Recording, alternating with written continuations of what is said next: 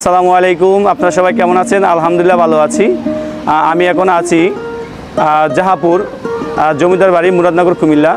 আপনারা দেখতে পাচ্ছেন যে এখানে ঐতিহ্যবাহী যে 400 বছরের পুরনো একটা জমিদার বাড়ি, অত্যন্ত সুন্দর এবং নিরিবিলি পরিবেশে এই জায়গাটা অবস্থিত।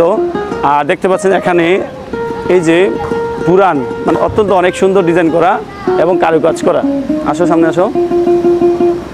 আর এই যে দেখা যাচ্ছে যে জায়গাটা এখানে অনেক সুন্দর এবং ভিতরে অনেকগুলা বাড়ি আছে এবং চৌচালা ঘরও আছে। আর এই যে এখানে খোলা একটা জায়গা আছে, যেখানে একটা স্কুল আছে যেটা চাইল্ড হেভেন শিল্পকলা একাডেমি।